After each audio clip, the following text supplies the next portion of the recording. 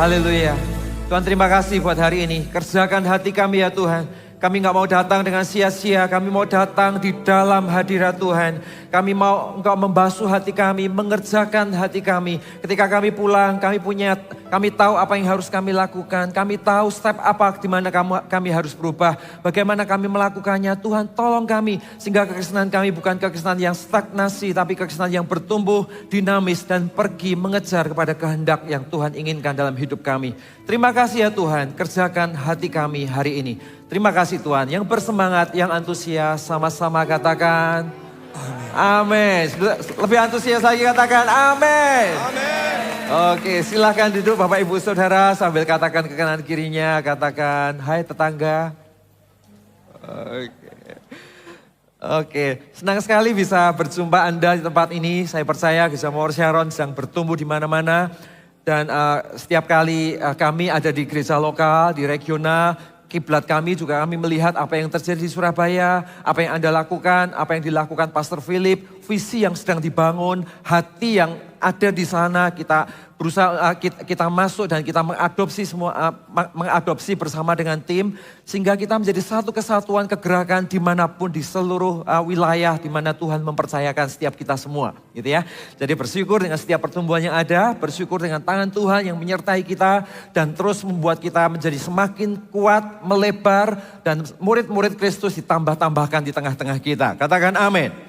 Nah, sepanjang hari ini di ibadah yang pertama tadi saya berbicara tentang responmu menentukan kualitasmu. Nanti ibadah yang ketiga saya berbicara tentang menjadi sukses atau menjadi signifikan. Ibadah yang keempat saya berbicara tentang strategi saat kita kepepet atau menghadapi krisis dalam hidup ini. Yang kelima berbicara tentang kemenangan kita adalah kemenangan Tuhan.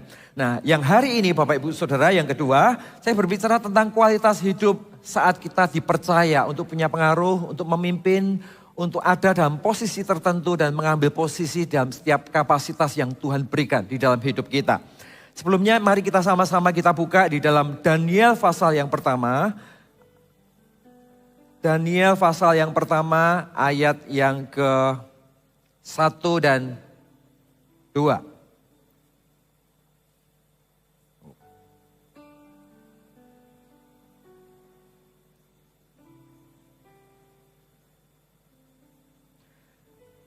Daniel pasal yang pertama, mulai ayat yang pertama. Pada tahun yang ketiga pemerintahan Yoyakim, Raja Yehuda, datanglah Nebukadnezar, Raja Babel ke Yerusalem, lalu mengepung kota itu. Tuhan menyerahkan Yoyakim, Raja Yehuda, dan sebagian dari perkakas-perkakas di rumah Allah ke dalam tangannya.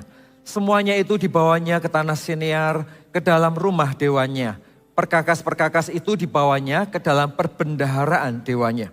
Lalu raja bertitah kepada Aspenas, kepala istananya, untuk membawa beberapa orang Israel yang berasal dari keturunan raja dan dari kaum bangsawan, yakni orang-orang muda yang tidak ada suatu celah, yang berperawakan baik, yang memahami berbagai-bagai hikmat, pengetahuan banyak, dan yang mempunyai pengertian tentang ilmu, yakni orang-orang cakap yang bekerja dalam istana raja, supaya mereka diajarkan tulisan dan bahasa orang Kasdim.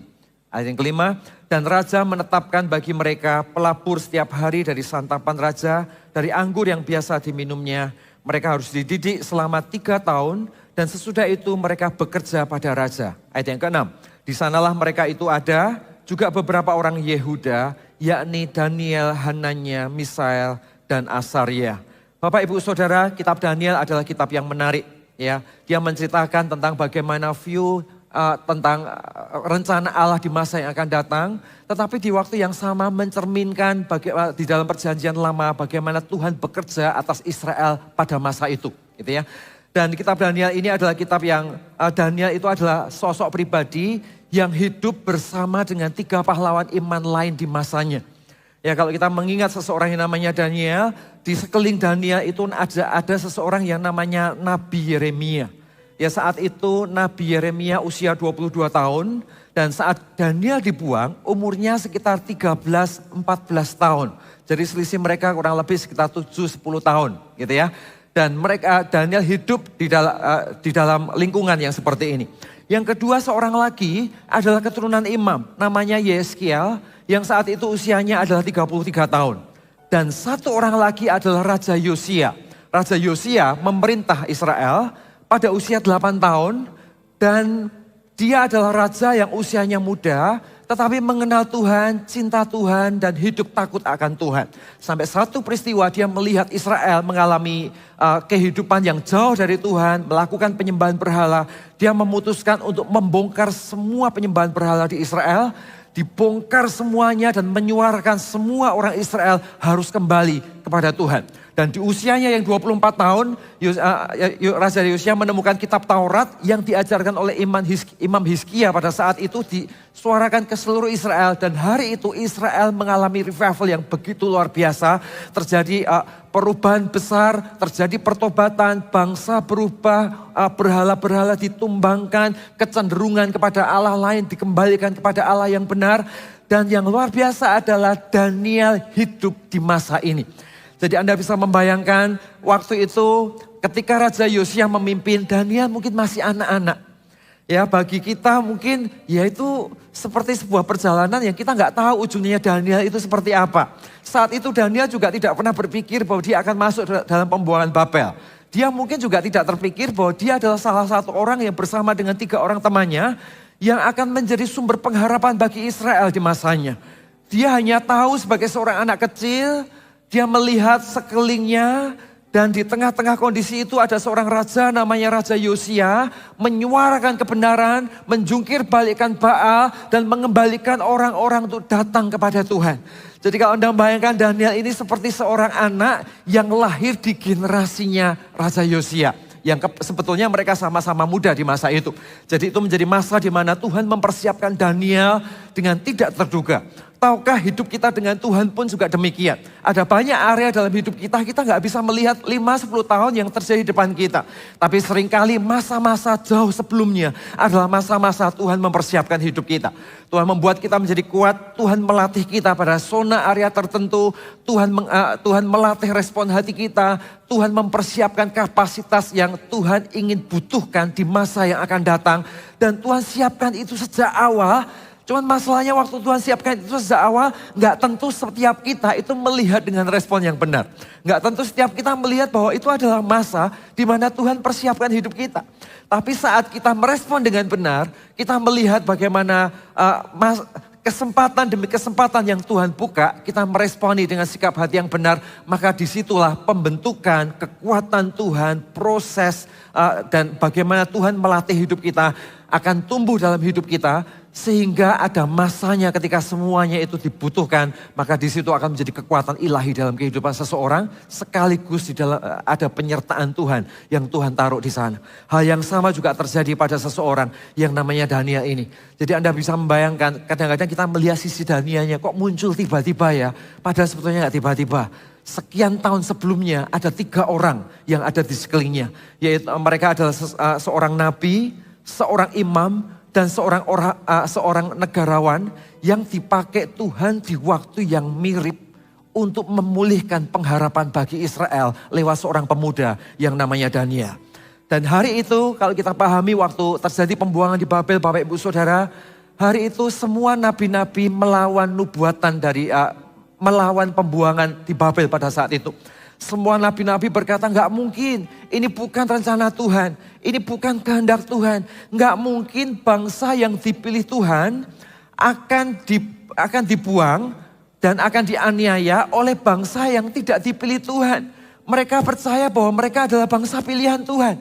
Mereka percaya bahwa mereka spesial. Sekalipun di waktu yang sama mereka juga tahu ada sesuatu yang salah di dalam hidup mereka. Tapi mereka sangat mempercayai bahwa mereka adalah bangsa pilihan Tuhan. Sehingga satu sisi mereka tahu mereka salah, tapi di lain sisi mereka tidak terima kenapa bangsa pilihan Tuhan dibuang atau mengalami proses dengan bangsa yang tidak dipilih Tuhan, yaitu orang Babylon atau orang Aram pada saat itu. Nah, itu di tengah-tengah kondisi yang seperti semua orang menyerukan tentang perlawanan, tetapi ternyata ada seorang nabi yang namanya Yeremia. Di dalam Yeremia 25 dikatakan, Yeremia 25 ayat yang ke-11. Maka seluruh negeri ini akan menjadi reruntuhan dan ketandusan. Dan bangsa-bangsa ini akan menjadi hamba kepada Raja Babel 70 tahun lamanya, kata Alkitab. Kemudian sesudah genap 70 tahun itu, demikianlah firman Tuhan. Aku akan melakukan pembalasan kepada Raja Babel, kepada bangsa itu oleh karena kesalahan mereka. Juga kepada negeri orang Kasdim dengan membuatnya menjadi tempat-tempat yang tandus untuk selama-lamanya. Jadi saat semua mereka nggak percaya tentang bagaimana Tuhan memproses bangsa Israel untuk masuk dalam pembuangan Babel. Karena mereka merasa sebagai bangsa yang terpilih. Seorang nabi yang namanya Yeremia mengatakan enggak, ini memang diizinkan Tuhan. Memang Tuhan tidak ingin sebetulnya, tapi diizinkan Tuhan peristiwa itu terjadi. Untuk membentuk Israel, untuk membuat Israel mengerti bahwa dia butuh Tuhan dan dia harus kembali di dalam hadirat Tuhan. Di waktu yang sama Bapak Ibu Saudara, di tengah-tengah situasi pembuangan ribuan orang yang ada di sana, ada sosok pemuda dan teman-temannya yang namanya Daniel. Dia adalah seorang bangsawan, hari itu dia terpisah dari keluarganya. Dia mengalami penjarahan, dia mengalami kemiskinan, mungkin keluarganya juga dibunuh. Dia nggak terkonek satu dengan yang lain, namanya dalam situasi perang, keadaan sangat kacau, situasi tidak memungkinkan di masa-masa itu. Dan Daniel ditarik di dalam suasana dan keadaan yang seperti ini. Dan yang luar biasa adalah di tengah-tengah situasi yang seperti ini, ternyata Tuhan mampu munculkan seseorang yang namanya Daniel ini. Tuhan munculkan seseorang bukan dalam kondisi yang terbaik menurut pandangannya. Tapi Tuhan munculkan seseorang bahkan di saat orang itu merasa bahwa dia nggak mungkin bisa muncul. Ya, hak kebangsawanannya ditarik. Keluarganya terpisah. Dia mengalami aniaya. Dia mengalami kesedihan. Ya, dia mengalami kemiskinan. Posisinya sebagai seorang bangsawan, fasilitas yang dia punya semuanya tidak ada dalam hidupnya. Tapi hari itu Tuhan izinkan di tengah-tengah situasi yang seperti ini, ternyata bisa muncul sosok yang namanya Daniel dan 4 saudaranya dan 4 teman-temannya. Pertanyaannya adalah apakah hanya Daniel hari itu yang seharusnya muncul? Bukankah ada ribuan orang yang hari itu sama-sama dibuang? Bukankah ada ribuan orang yang lain juga yang sama-sama masuk ke pembuangan bersama-sama dengan Daniel dan teman-temannya? Saya pikir Bapak Ibu Saudara, kalau ngomong tentang pilihan Tuhan, kalau ngomong tentang rencana Tuhan, ya Tuhan gak pilih kasih. Dia mengasihi semua orang. Dia menginginkan setiap orang sampai kepada kehendak dan rencananya yang terbaik dalam hidupnya. Tapi di waktu yang sama, semua rencana Tuhan itu butuh respon dari manusia karena menjaga hati adalah tanggung jawab kita. Menjaga respon kita adalah tanggung jawab kita. Jadi hari itu Daniel punya kekuatan untuk menjaga respon hatinya. Daniel punya kekuatan untuk mengatasi situasinya. Sehingga keadaan boleh sulit, situasi tidak mendukung, dia terjepit dengan berbagai macam situasi. Tetapi ternyata Tuhan pakai hidupnya dan memunculkan hidupnya untuk masa yang dia sendiri gak pernah bayangkan hari itu. Berapa banyak di antara kita seringkali kita juga bisa masuk di dalam zona yang seperti ini. Saat kita ingin pertolongan Tuhan, di waktu yang sama seringkali kita menetapkan syarat di sekeliling kita. Ya Tuhan bisa tolong aku kalau nanti ini situasinya begini. Kalau seandainya situasinya begini, maka kalau seandainya keadaannya seperti ini, mungkin Tuhan bisa tolong aku dan sebagainya. Padahal untuk Tuhan menolong kita bukan bergantung dengan apa yang ada di sekeliling kita. Untuk Tuhan menolong kita bukan tergantung pada apa yang kita punya atau bahkan apa yang tidak kita punya. Cukup bergantung dengan respon kita dan bagaimana posisi iman kita di hadapan Tuhan. Maka itu menjadi pintu masuk di mana Tuhan berkarya dan mengerjakan sesuatu di dalam hidup kita. Jadi segala sesuatunya bisa diambil, segala sesuatunya bisa dipepet, segala sesuatunya bisa tidak menguntungkan, segala sesuatunya kita bisa ditaruh di tempat yang gak bisa bergerak sama sekali. Tetapi ketika posisi iman kita benar di hadapan Tuhan, maka di sana selalu akan muncul pengharapan untuk siapapun yang ada di sana tidak akan tumbang karena situasi. Karena ada Tuhan dan ada iman yang menjadi pintu masuk di mana Tuhan bekerja di tengah-tengah kita. Nah, saudara, Bapak Ibu Saudara, Anda bisa membayangkan di dalam kondisi yang seperti ini, Daniel diinterview oleh Nebukadnezar dan ternyata dia terpilih menjadi penasihat raja. Gitu ya. Di waktu yang sama dikatakan dia punya hikmat dan hikmatnya 10 kali lebih hebat daripada pesaing-pesaingnya. Ya, dia punya hikmat dan hikmatnya 10 kali lebih hebat. Gitu ya. Daniel memiliki kemampuan komunikasi yang baik. Dia menaklukkan hati pemimpin istana, membangun hubungan koneksi dengan orang-orang di sekelilingnya, dan memiliki penyertaan Tuhan di hadapan manusia. Anda bisa lihat di Daniel 1 ayat yang ke-9. Maka Allah mengaruniakan kepada Daniel kasih sayang dari pemimpin pegawai istana itu. Tetapi berkatalah pemimpin pegawai istana itu kepada Daniel, aku takut kalau tuanku raja telah menetapkan makanan dan minumanku, berpendapat bahwa kamu kelihatan kurang sehat daripada orang-orang muda yang lain sebaya dengan kamu. Sehingga karena kamu, aku dianggap bersalah oleh raja. Sederhana, dia tidak melakukan hal yang terlalu spektakuler, natural hidupnya, dengan keseharian yang biasa, respon-respon natural yang dia bangun bersama dengan Tuhan. Tetapi ternyata dalam perjalanan proses yang Tuhan izinkan di hidup seorang Daniel, dia diizinkan Tuhan untuk mengalami perkenanan Tuhan, bukan hanya di ruang doanya, tapi di hadapan manusia. Dia punya good communication dengan orang-orang yang ada di sekelilingnya, dengan hikmat yang Tuhan taruh di dalam hidupnya. Justru dalam situasi yang seperti ini, dia memberikan pengharapan bagi umat Israel. Jadi Anda bisa membayangkan hari itu bait Allah porak-poranda. Situasi sedang dalam penjajahan. Bait Allah sedang tumbang keadaannya. Benda-benda bait Allah semuanya juga tidak ada di sana.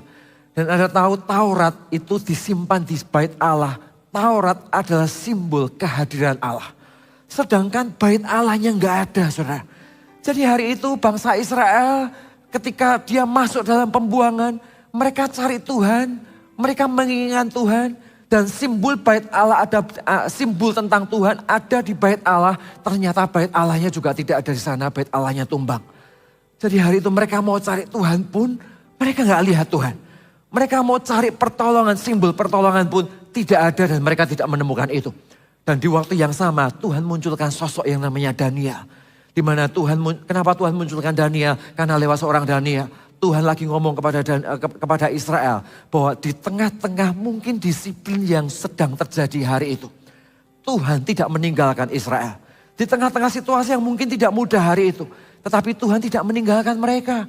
Tuhan tetap izinkan keadaan yang mungkin gak nyaman terjadi, tapi bukan berarti Tuhan tinggalkan mereka.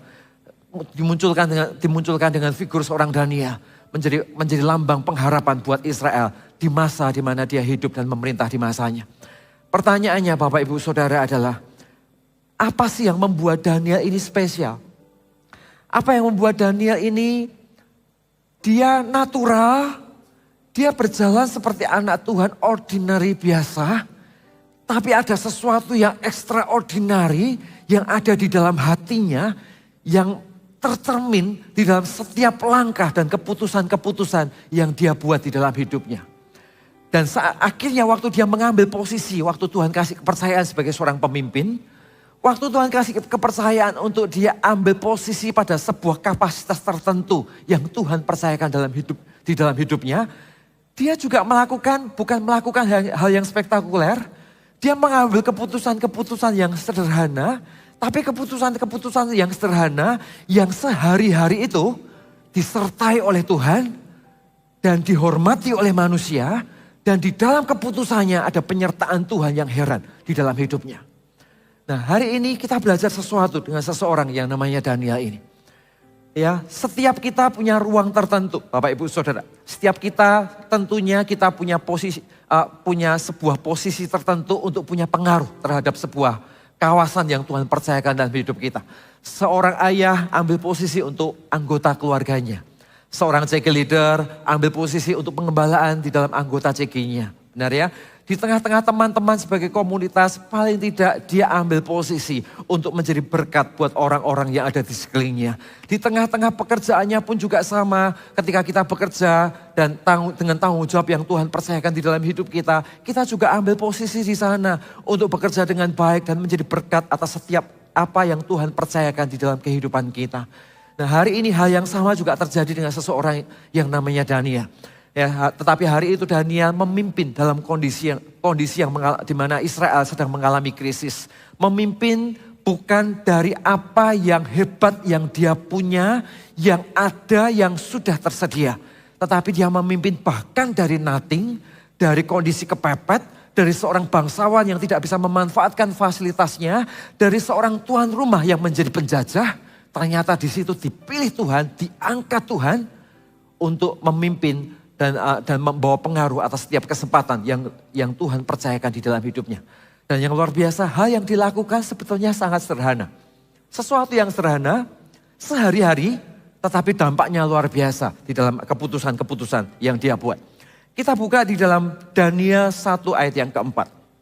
Yakni orang-orang muda yang tidak ada suatu celah, yang berperawakan baik, yang memahami berbagai-bagai hikmat, berpengetahuan banyak, yang mempunyai pengertian tentang ilmu, yakni orang-orang yang cakap untuk bekerja dalam istana raja, supaya mereka diajarkan tulisan dan bahasa orang Kasdim, kata Alkitab. Ayat yang keempat dikatakan, yakni orang-orang muda yang tidak ada suatu celah. Bapak Ibu Saudara, hari itu waktu Daniel mengambil posisi kepemimpinan, dia posisinya masih dalam usia yang sangat muda. Jadi kita tahu kedewasaan itu bukan tentang usia. Kedewasaan itu adalah kemampuan kita untuk merespon sebuah tanggung jawab. Kedewasaan bukan tentang senioritas kita.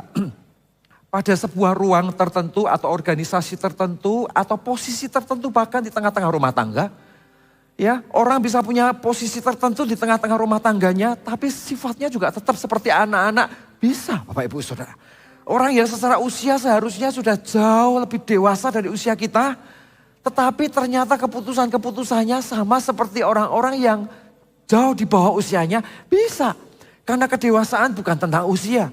Kedewasaan adalah kemampuan seseorang untuk merespon setiap tantangan dan tanggung jawab yang Tuhan izinkan terjadi dalam kehidupan seseorang.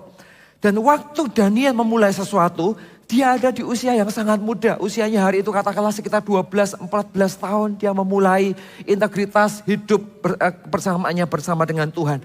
Dan yang luar biasa Bapak Ibu Saudara, Alkitab itu mencatat. Dia berkontribusi melayani Tuhan dan dipakai di masa itu. Sampai menjadi penasihat raja sampai tahun pertama Raja Darius. Yaitu 537 sebelum Masehi. Artinya apa? Artinya dia bekerja kurang lebih 70 tahun. Anda akan temukan banyak tokoh di Alkitab yang memulai dengan luar biasa, tapi ternyata dia tidak mengakhiri dengan finishing well.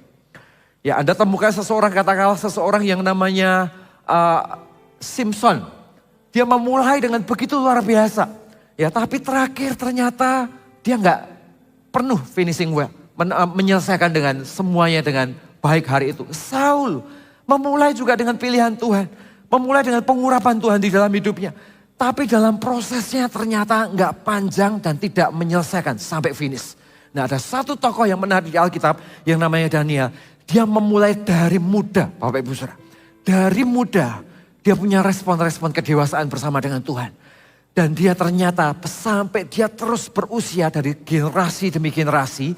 Dari satu raja kepada raja yang lain sampai kepada Raja Darius. Dia tetap berkarya, dia tetap berkontribusi, dia tetap punya mimpi. Dia tetap punya dampak atas setiap kepercayaan yang Tuhan berikan di dalam hidupnya. Dimulai dari muda, tapi dia mengakhiri semuanya sampai akhir, finishing well. Dia selesaikan semuanya dengan baik sampai usia tuanya. Jadi apa yang saya mau siarkan kepada Anda? Yang mau saya siarkan adalah usia kita boleh bertambah Bapak Ibu Saudara. Benar? Dan kita nggak bisa bohong, keadaan usia kita, kondisi fisik kita mungkin dari waktu ke waktu akan terus bertambah. Tapi hati kita, kontribusi kita, nilai hidup kita, keinginan kita untuk mengasihi Tuhan, cinta kasih kita kepada Tuhan, nyala api Tuhan yang pernah Tuhan bangun dalam hidup kita sejak awal kita menerima Tuhan. Sampai detik ini, bahkan sampai nanti akhir hidup Tuhan memanggil kita. Tidak boleh justru semakin turun, tapi justru semakin menyala-nyala. Semakin tua tapi bukan menjadi semakin lemah. Semakin tua tapi semakin menyala-nyala. Semakin tua tapi semakin strong, semakin matang di dalam hadirat Tuhan.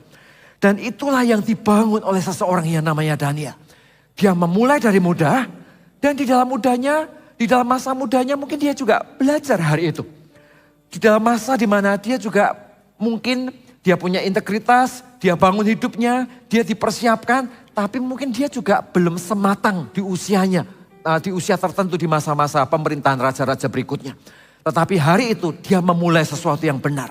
Dan bukan hanya memulai sesuatu yang benar, dia terus berjalan dari waktu ke waktu, terus berjalan dari satu respon kepada respon yang lain. Jadi Anda bisa membayangkan Daniel berkontribusi bukan hanya di pemerintahan Raja Nebukadnezar, tapi juga sampai ke pemerintahan Raja Darius.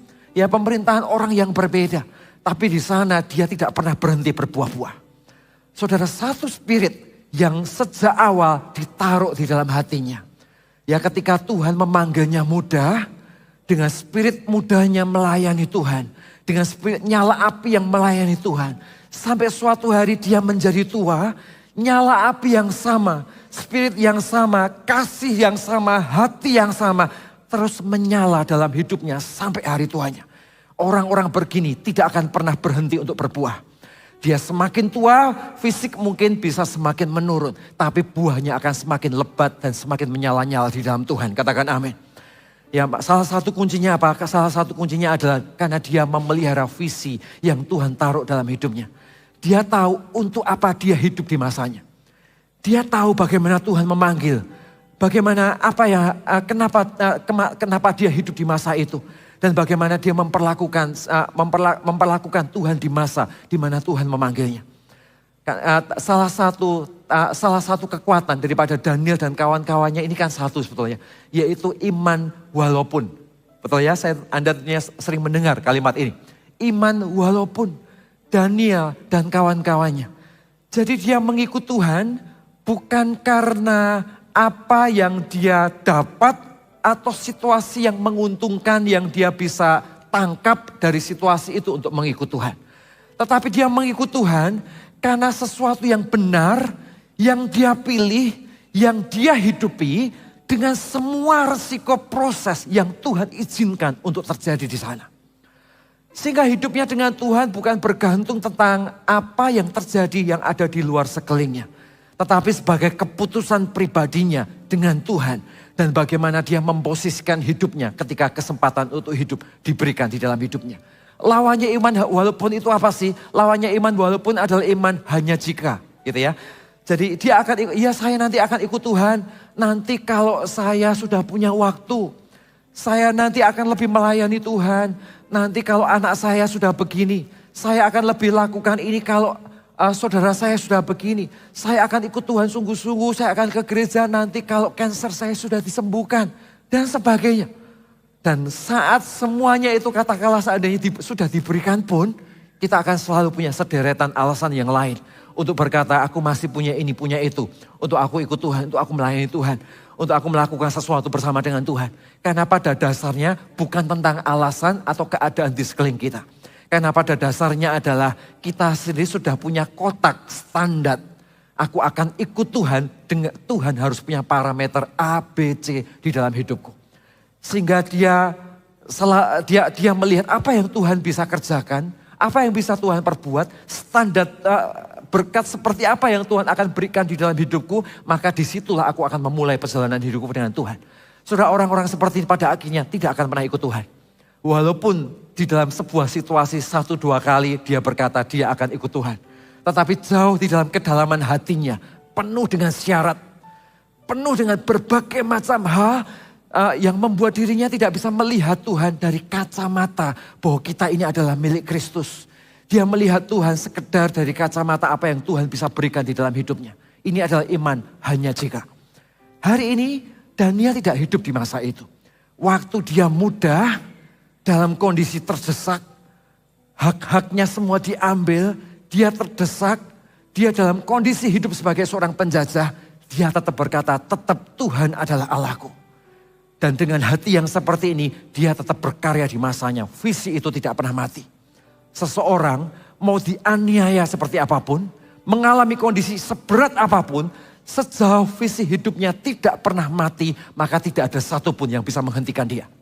Saudara masih ingat suatu ketika Yusuf dibenci oleh saudara-saudaranya. Ya, kenapa kok Yusuf dibenci oleh saudara-saudaranya? Karena mimpi, karena suatu hari dia bermimpi, dia cerita kepada saudara-saudaranya. Aku melihat bulir-bulir gandum Dan buli-buli gandum di sekelilingku semuanya tunduk, hanya aku aja yang berdiri. Salah satu mimpinya gitu. Akhirnya dia dibenci oleh saudara-saudaranya. Singkat cerita saudara-saudaranya bersekutu, akhirnya Yusuf dimasukkan ke sumur. Pertanyaan saya adalah sebetulnya yang dibunuh Yusufnya atau mimpinya? Ya, kemarahan saudara-saudaranya bukan untuk Yusufnya sebetulnya. Ya bagi mereka sebetulnya tetap melihat Yusuf ini bagian dari saudara sebetulnya. Tetapi kenapa kok mereka marah? Karena mimpi yang dimiliki oleh seorang Yusuf mengganggu mereka. Yang dibunuh apanya? Yang dibunuh adalah mimpinya. Tetapi ternyata ketika Yusuf masuk ke dalam sumur, apakah mimpi Yusuf mati? Ternyata mimpi Yusuf nggak mati. Mimpi Yusuf tetap menyala. Dia tetap menjadi bersama dengan Tuhan. Situasi bisa menekan dia. Keadaan bisa membuatnya tidak bisa bergerak. Keadaan bisa membuat dia nggak tahu apa yang terjadi. Tekanan begitu luar biasa. Tetapi sejauh mimpinya tidak pernah mati, maka dimanapun dia berada, dia akan bangkit kembali, hidup kembali, dan kembali berbuah-buah lebat karena Tuhan menyertainya. Hari ini mari kita tumbuh di dalam satu area ini. Karena Tuhan menyertai orang-orang yang punya mimpi dan menghargai mimpi itu untuk tetap tinggal di dalam hidupnya. Sebuah komitmen bersama dengan Tuhan bahwa hidupku ini adalah bagi Tuhan. Dan mimpi untuk hidup bagi Tuhan itu menyala di segala usia yang Tuhan percayakan di dalam hidup ini. Ya, dan ketika kita punya mentalitas dengan hati yang seperti ini, situasi boleh terjadi, tantangan boleh terjadi. Tapi apapun situasinya dan tantangannya, kita tahu posisi iman kita ada di mana. Dan di tempat itulah kita akan selalu berdiri tegak sekalipun dengan air mata yang mungkin diizinkan menetes. Tapi kita akan tetap berdiri tegak. Ya waktu menabur, mungkin kita naburnya sambil nangis saudara. Naburnya sambil nangis tapi tetap nabur. Naburnya mungkin sambil berat tapi tetap nabur. Situasinya mungkin gak nyaman tapi tetap nabur. Tetap nabur kebaikan, tetap nabur berkat, tetap nabur ketaatan. Dan Anda tahu orang-orang yang bertumbuh dengan sikap iman walaupun yang seperti ini. Maka di semua masa hidupnya dia adalah orang-orang yang memiyutangi Tuhan dengan ketaatan. Dan di sanalah penyertaan demi penyertaan akan menyertai hidup orang-orang yang demikian. Katakan amin. Yang kedua Bapak Ibu Saudara, apa yang saya mau sharekan. Yang keempat, ayat yang keempat. Kalimatnya sederhana, Alkitab berkata, yang berperawakan baik. Oke ya, izinkan saya ngomong sesuatu yang lebih mendarat hari ini. Yang berperawakan baik. Ya, jadi Daniel adalah seorang yang juga good looking. Ya, jadi dia bukan hanya seorang yang ngeroh di mana-mana gitu ya. Kelihatan rohani di mana-mana tapi ngelomprot Bapak Ibu Saudara. Ya, tapi nggak bisa diterima oleh orang-orang di sekelilingnya. Tapi komunikasinya nggak nyambung. Ya, tapi dengan situasi yang ada di sekelilingnya dia nggak bisa relate dengan situasi yang ada di sekelilingnya. Ternyata Daniel enggak. Dia punya hati dan iman yang dibangun di dalam. Dia tidak berusaha untuk nunjukkan ke orang-orang menjadi manusia rohani di mana-mana. Biasa, ordinary people biasa. Mengambil keputusan-keputusan yang biasa yang menjadi pilihan hatinya. Keputusan-keputusan hidupnya juga sederhana. Dia bersahaja, dia bisa bergaul dengan banyak orang. Ya, dia membangun good looking, roman muka yang cerah dan penampilan yang baik juga. Ya, Anda tahu good looking itu adalah mata dan jendela hati. Ya, good looking adalah mata dan jendela hati. Ya, Tuhan lihat hati, betul? Tapi masalahnya manusia itu lihat mata. Betul ya? Seringkali kita berkata, aku ingin jadi berkat untuk keluargaku. Aku ingin jadi berkat untuk tempat kerjaku. Ya, tapi waktu kita ke kantor kita ngamuk-ngamuk terus gitu ya. Tapi waktu kita ke kantor kita nggak ready. Waktu kita ke kantor kita nggak bangun komunikasi yang baik. Ya, waktu kita ke kantor kita tidak menciptakan jendela hati, ya jendela untuk mata dan hati kita, ya. Good look-nya ada jendela mata untuk masuk ke hati maksud saya, ya. Dan akhirnya apa yang baik yang ada di dalam hidup kita itu nggak bisa nular ke hidup orang lain. Sesuatu yang seharusnya bisa memberkati, sesuatu yang seharusnya kalau dibedah keluar hatinya. Orang bisa amazed dan berkata, wah ini luar biasa. Ini yang kita butuhkan. Ini akan memberkati. Tapi ternyata itu gak bisa keluar. Kenapa? Karena kita gak punya jendelanya. Untuk orang lain itu bisa melihat ke hati kita. Nah, good looking adalah jendelanya Bapak Ibu Saudara. Jadi menjaga hati dan mengelola yang terlihat adalah keseimbangan yang menjadi tanggung jawab kita. Ya, jadi di dunia ini adalah kita jaga hati dan mengelola yang terlihat itu adalah tanggung jawab kita.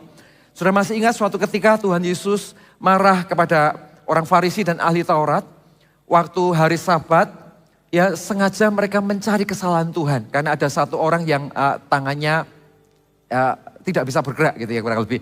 Nah, singkat cerita hari itu Tuhan membuat mukjizat. Justru karena Tuhan tahu dia sedang dicobai, semua orang ini, orang yang sakit ditaruh di tengah, disembuhkan langsung di sana. Dan hari itu semua orang Farisi, ahli Taurat marah dengan apa yang dilakukan oleh Yesus. Tapi yang di hati Yesus juga sedih. Dan Yesus marah dengan mereka dan Alkitab berkata, Yesus marah karena kedekilan hati mereka. Karena kekerasan hati mereka. Kenapa kok Yesus marah?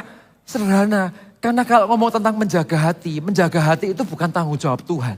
Menjaga hati itu tanggung jawab kita, betul? Menjaga hati adalah tanggung jawab kita. Menjaga Tuhan memberikan kapasitas, Tuhan memberikan kekuatan, Tuhan memberikan hadirat Tuhan. Tuhan melembutkan hati kita, men-trigger hati kita, Roh Kudus berbicara di dalam hidup kita. Tetapi keputusan untuk melembutkan hati kita, keputusan untuk menjaga hati kita, itu ada di tangan kita. Jadi wilayah ini adalah wilayah yang manusia harus kelola, bukan Tuhan harus kelola. Dan yang kedua adalah mengelola apa yang terlihat, menjadi good looking. Ya, menjaga hati bagus, ya. Tapi kalau kita nggak bisa mengelola yang terlihat, maka hati yang baik yang kita jaga ini nggak bisa punya jendela untuk orang melihat kondisi hati kita dan menjadi berkat atas hidup mereka. Jadi hari ini Bapak Ibu Saudara, ayo sama-sama Bapak Ibu Saudara, kita menjadi orang Kristen, kita harus belajar untuk mengatur beauty emotion kita dengan baik. Ayo lihat kanan kirinya, katakan halo tetangga. Ya, senyum yang indah untuk mereka. Tahukah senyum Anda memberkati orang-orang di sekeliling Anda? Gitu ya. Respon kita, attitude kita, cara kita bergerak, cara kita merespon atas semua situasi yang Tuhan izinkan terjadi dalam hidup kita, itu menjadi jendela untuk kita bisa ngomong lebih banyak dan mempengaruhi hidup orang lain yang ada di sekeliling kita. Katakan amin. Yang ketiga, Bapak Ibu Saudara, yang ketiga ayat 4 dikatakan, yang memahami berbagai-bagai hikmat, berpengetahuan banyak, yang mempunyai pengertian tentang ilmu, yakni orang-orang yang cakap untuk bekerja dalam istana raja.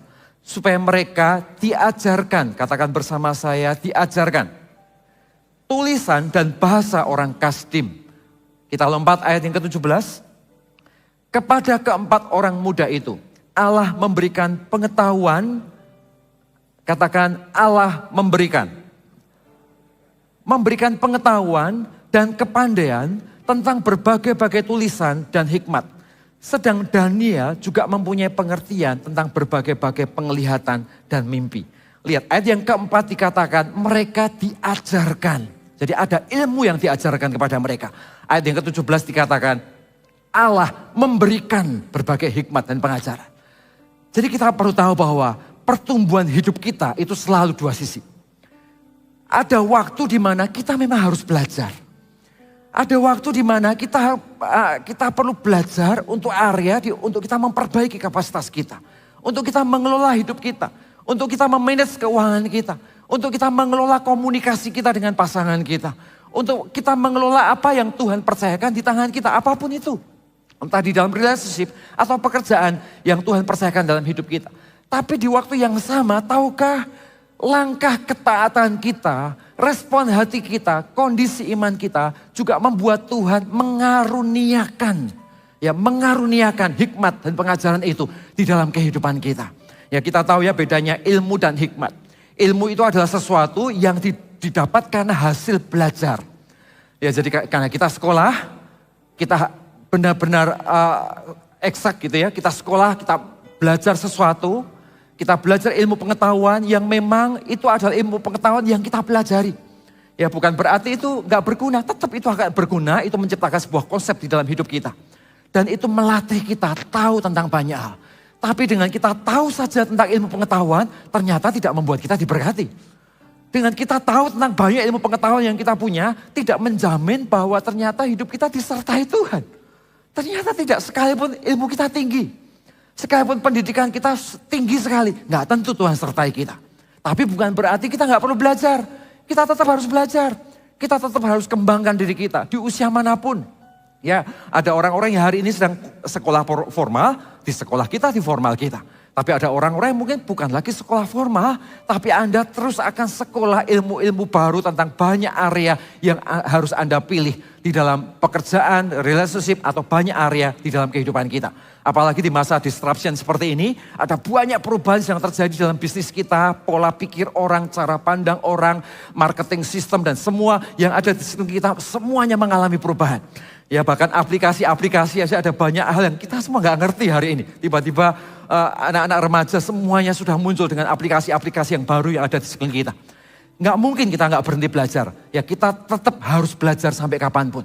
Tapi di waktu yang sama selain kita belajar, ternyata di sana ada kasih karunia dan hikmat Tuhan yang menyertai hidup kita. Inilah yang membuat kita tetap belajar, tapi bersama dengan kita tetap belajar, kita bisa diberkati dengan penyertaan Tuhan di dalam hidup kita.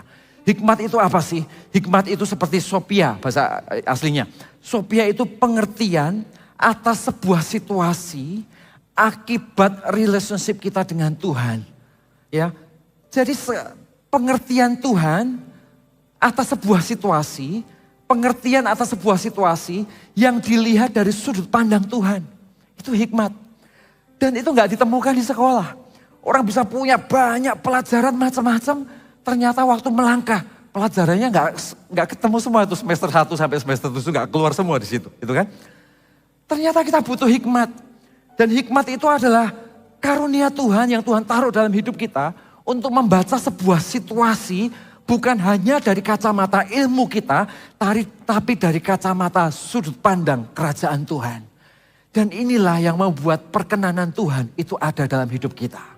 Kita kaya dengan ilmu, tetapi kita membangun hubungan dengan Roh Kudus. Sehingga ilmu itu dipakai menjadi hikmat-hikmat yang mencuat ke permukaan saat situasi-situasi dari sudut pandang Tuhan dibutuhkan di sana. Nah hari ini, dua area ini harus tumbuh dengan sengaja. Suatu hari saya pernah pergi ke mall gitu ya. Pergi ke mall dan kami akan nonton, waktunya mepet sekali. Ya mepet sekali, kita nyari parkiran, mallnya penuh banget saudara. Kita nyari parkiran, masuk pelan-pelan, nemu satu parkiran yang orangnya mau keluar. Kita tungguin di situ. Kita tungguin parkirannya sudah mau keluar, oke kita tungguin ya parkir di situ ya. Kita siap-siap mau masuk begini, orangnya keluar, kita mau masuk. Tiba-tiba ada mobil lain, seret, masuk seret. Parkir di sana, petugas parkirnya sudah prit, tapi dia masuk nyelonong, jebret, masuk ke dalam. Wih, Anda tahu ini langsung mendidih, sudah seret gitu. Terus anak saya langsung, "Dad gimana ini kita terlambat gini." Wah langsung emosi sudah. Terus saya ini sudah pencet itu kacanya, saya sudah turunkan begitu, saya turunkan begitu. Sudah di sini agak gak enak gitu ya. Tapi tiba-tiba di hati saya mengatakan, enggak, sudahlah. Daripada ribut cari aja yang lain, pasti nemu kok gitu ya. Akhirnya saya sudah. Ini kalau diterusin ribut ini, saya tutup kacanya, saya maju terus sudah. Saya maju terus, setelah saya maju sekian muter sekali, kita dapat pas di pintu depan mall sudah. Pas di pintu depan mall, anak saya, "Hore!" gitu ya. Ternyata kita gak telat gitu kan.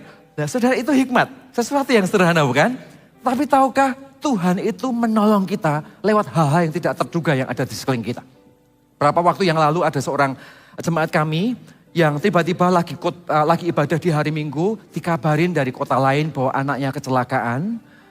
Terus kemudian di bagian punggung belakangnya ini bukan patah, remuk saudara. Jadi harus diganti mangkokannya yang di belakang ini. Dan itu sangat mendadak sekali.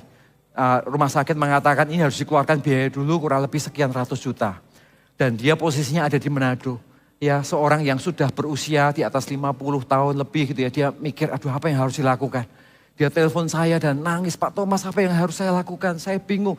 Dia tanya di sana, tanya di sini, tanya di sana. Nggak ada jawaban sama sekali. Sampai satu ketika mereka berdua duduk berdua, "Sudah gak apa-apa, tenang. Situasi seperti ini pasti Tuhan take control. Tuhan pernah tolong kita waktu peristiwa sebelumnya. Hari ini hari yang sama pasti Tuhan tolong kita." Mereka memutuskan untuk tenang saudara. Mereka memutuskan untuk tenang, mereka mau jual rumahnya sudah dipotong hampir 40% gitu ya.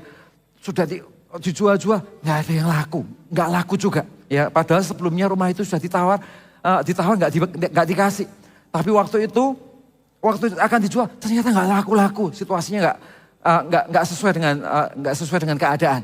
Singkat cerita dia ngomong, kenapa kok nggak terjadi? Ya sudahlah, mereka berdoa, mereka minta pertolongan Tuhan, nggak laku juga, saudara. Tetap nggak laku. Saudara tahu apa yang terjadi? Singkat cerita sesudah sekian hari kemudian, tiba-tiba ditelepon oleh anaknya, yang anaknya kebetulan tinggal di Surabaya, yang pernah sekolah dokter di China. Dia telepon ke dokternya yang ada di China. Dia ngomong gini, dia cerita tentang kokonya yang lagi jatuh dan kecelakaan gitu ya. Akhirnya dokter dari China mengatakan, oke, malam hari ini juga aku akan terbang ke Jakarta. Gitu ya. Akhirnya dokter ini terbang ke Jakarta, semua biaya di-free-kan semuanya. Bapak Ibu Saudara. Ya, semua biaya di-free-kan semuanya. Dan si ibu ini bersuka cita, dia bersyukur sekali. Setelah ketemu dengan dokternya, dia nanya, kenapa kok kamu kasih free? Iya, karena anakmu itu waktu COVID, semua dokter-dokter di China gak mau turun. Tapi anakmu ini, dia memutuskan untuk melayani, dia turun, dia jemput orang dan melayani sama-sama. Jadi ketika lihat dia kesusahan, aku punya tanggung jawab untuk terbang ke Indonesia untuk menolong dia. Ya, Anda bisa tahu, ternyata di balik deadlocknya situasi itu, dan ibu ini memutuskan untuk tenang, dia memutuskan untuk berdoa, sudah tenang dulu, Tuhan pasti tolong. Ternyata sesuatu yang kita pikir tidak ada pertolongan. Ternyata di dalam hikmat Tuhan dan di dalam ketenangannya di dalam Roh Kudus, ternyata end the end Tuhan tolong sesuatu yang dia gak pernah pikirkan. Saudara, disitulah kolaborasi antara hikmat dan ilmu kita. Ilmu tetap harus kita belajar. Kita perlu nalar atas segala sesuatu yang ada di sini kita. Tetapi di balik ilmu harus ada hikmat yang tumbuh di dalam hati kita. Dan di dunia ini tak seorang pun bisa menumbuhkan hikmat kecuali dia membangun hidupnya dengan kedekatan dengan pribadi Roh Kudus. Dia belajar mengenal Tuhan. Dia belajar untuk mengerti isi hati Tuhan.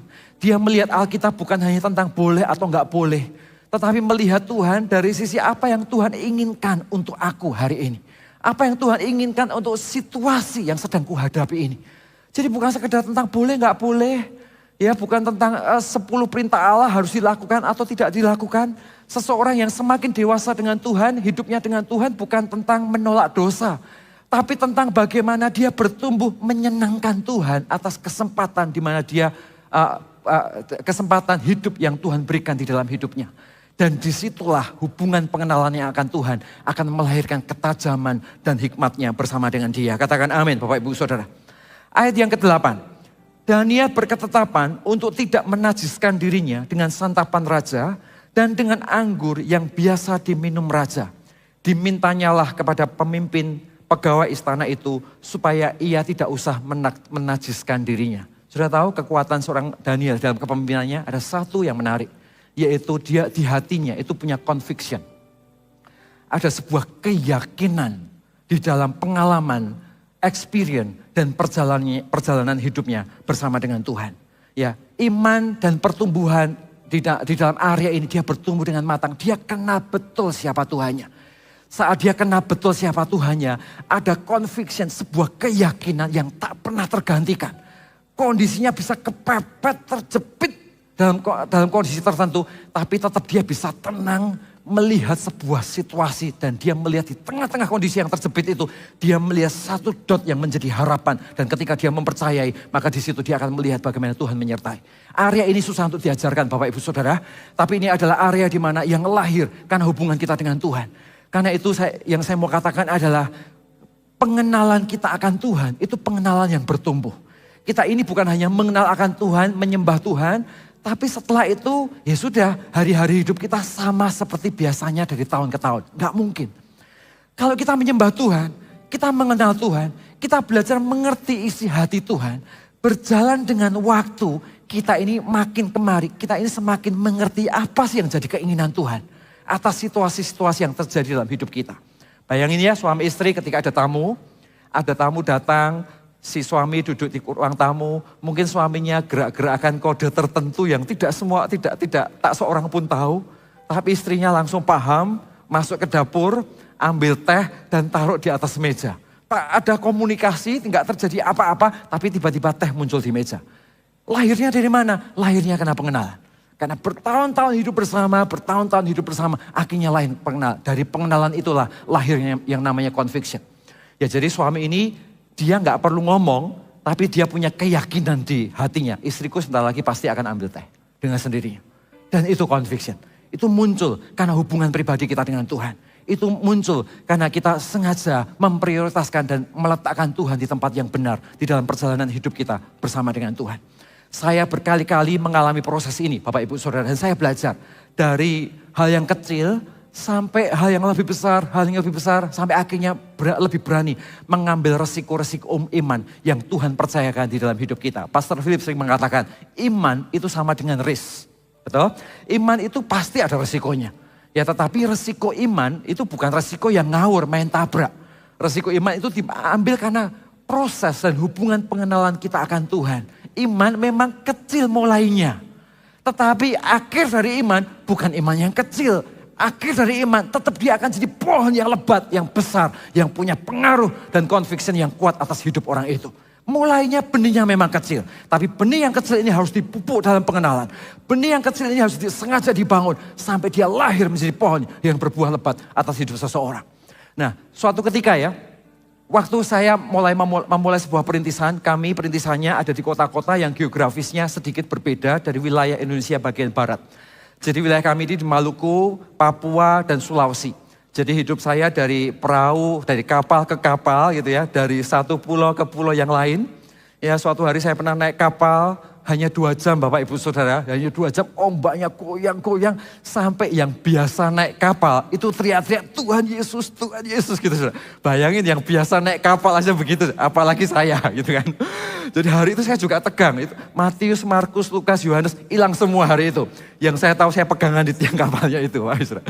Dan itulah medan kita di dalam perintisan yang hari itu Tuhan percayakan. Tapi excited, menarik karena culture-nya macam-macam, jenis orangnya beda-beda, kebudayaannya beda-beda, tantangan sosialnya juga berbeda-beda dan menjadi tantangan tersendiri. Ya sampai suatu ketika saya masuk di dalam sebuah kota, saya ngelihat orang masuk ke sebuah kota, kok nggak bisa, kok kotanya begini, kotanya begitu, kayaknya susah, pemimpinnya belum siap, bla bla dan sebagainya. Kemudian sampai sometimes suatu hari kita meeting, kita lihat kok galau ya, ini antara ya dan tidak, ini mau dirintis atau tidak. Akhirnya udahlah kita berangkat aja gitu ya. Waktu saya berangkat masuk ke kota itu, hari pertama masih belum nangkep sesuatu, saya lebih banyak berdoa di kamar hotel, ketemu dengan orang-orang yang kami kenal gitu ya. Kemudian biasa kalau saya di luar kota, di kota yang baru, saya breakfast lebih pagi. Dan saya mencoba untuk mencari siapapun di sekeliling saya yang bisa saya ajak kenalan. Itu yang saya kerjakan ketika kita ada di ladang perintisan gitu ya. Kemudian kita kenalan banyak orang di situ, akhirnya ketemu dengan beberapa orang, koneksi dan selalu ujungnya adalah saya memperkenalkan, kami dari Gereja Mawar Sharon, sekaligus kami ini tim follow up dari STB, bahasa saya menggunakan gitu, karena STB di mana-mana masif Bapak Ibu Saudara. Jadi kalau ke kota-kota memperkenalkan diri sebagai STB, semua orang tahu tentang STB ini. Walaupun nggak semua mereka kadang-kadang tahu tentang Gereja Mawar Sharon gitu ya. Jadi akhirnya kita kenalan, ngomong-ngomong semuanya. Saudara di tengah-tengah pembicaraan, hari ketiga kita meeting sama-sama, doa bareng, bagi visi. Tiba-tiba di hati saya muncul sebuah conviction, enggak, ini bisa. Memang uangnya belum ada, tempatnya belum ada, pemimpinnya juga belum ada, kotanya juga saya masih belum kuasai. Tapi di hati kecil saya tiba-tiba ada detak jantung yang berkata, enggak ini bisa dirintis. Yakin ini bisa, gitu ya. Singkat cerita, mulai membangun sesuatu di sana, pulang saya siapin, mentok lagi area ini kok enggak bisa ya. Enggak, ini pasti ada jalan, karena ada conviction yang Tuhan taruh bahwa ini pasti akan jadi. Jadi saat itu terjadi, yang ada di pikiran kita bukan apakah ini akan berhasil atau tidak berhasil. Yang ada di pikiran kita adalah ini pasti jadi, pasti berhasil, hanya pintunya kita ini belum melihatnya.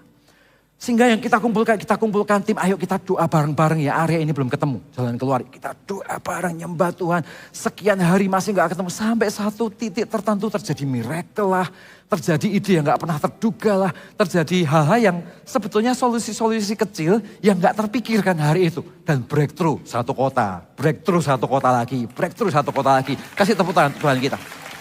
Bapak Ibu Saudara, conviction. Waktu kita melangkah dengan Tuhan, kita nggak semua hal kita betul-betul yakin. Waktu kita melakukan sesuatu, nggak semua hal kita 100% yakin, memang saya tahu. Tapi bersama dengan hubungan dan pengenalan kita akan Tuhan, keyakinan Anda atas keputusan yang kau ambil bersama dengan Tuhan. Makin kemari kita semakin mengenal apa yang Tuhan inginkan. Dan itu akan menajamkan kita atas semua area yang Tuhan percayakan di dalam hidup ini. Katakan amin. Hari ini, ayo bangun hidup kita bersama dengan Tuhan. Ketika Anda punya kesempatan untuk melayani. Ketika Anda punya kesempatan untuk mengasihi. Ketika Anda punya kesempatan untuk membangun hidup Anda di dalam kehidupan yang lebih dalam bersama dengan Tuhan. Jadilah jemaat yang bukan hanya datang dan pulang. Setelah itu bekerja dan melupakan aktivitas beribadahmu di hari itu. Tapi jadilah seseorang yang datang, makan sesuatu, dan Anda pulang menghidupkan apa yang Anda makan, terkonek dengan komunitasmu, izinkan Roh Allah mengisi hidup Anda, membesarkan iman yang benihnya kecil itu, dijadikan pohon jadi besar, biarkan di sana berjalan dengan waktu. Dan izinkan Tuhan membesarkan area itu. Berjalan dengan waktu, muncul conviction. Sebuah keyakinan yang gak bisa dijelaskan. Tapi itu adalah hubungan pribadi Anda dengan Tuhan. Hasil dari pengenalan kita bersama dengan Dia. Ada amin Bapak Ibu Saudara. Saya undang semuanya untuk bangkit berdiri yuk sama-sama.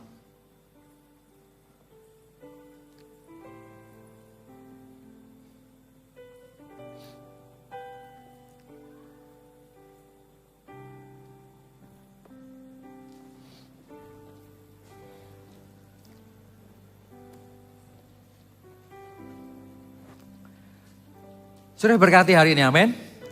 Bapak Ibu Saudara, saya nggak tahu bagaimana situasi Anda pribadi lepas pribadi. Hari ini ada orang-orang yang datang kepada Tuhan sekedar ya karena hari Minggu mungkin diajak teman gitu ya. Atau mungkin karena situasi yang sedang menghimpit hidup saudara sehingga Anda membutuhkan berkat dan membutuhkan jalan keluar dari Tuhan. Puji Tuhan, kalau kita nggak datang kepada Tuhan, kita mau datang kepada siapa, benar ya?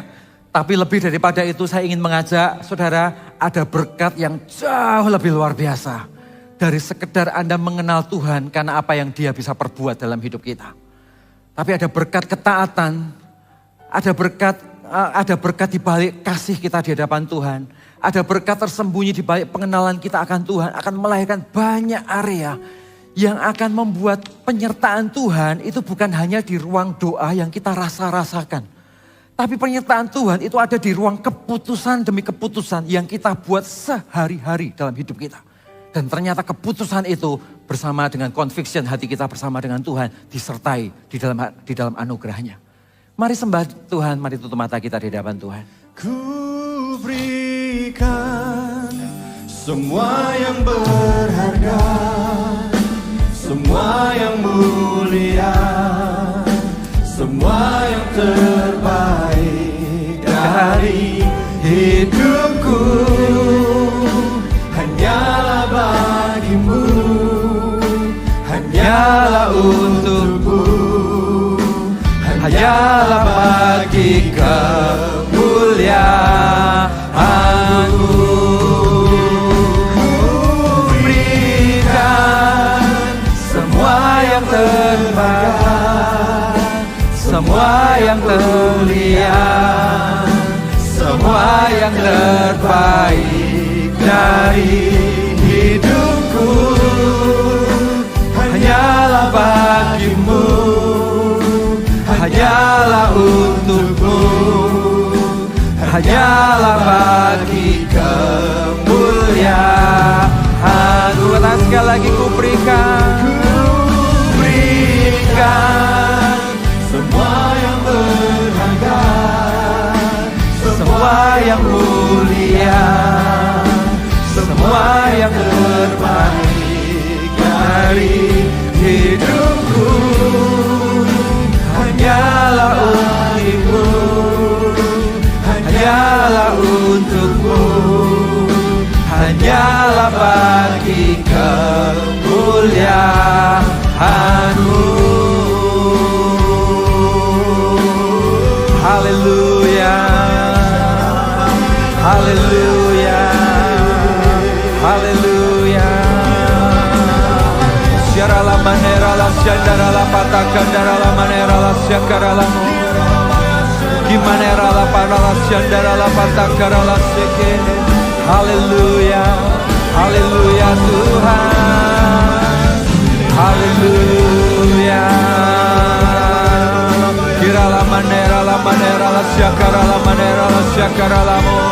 Kau Allah yang berkasa. Haleluya.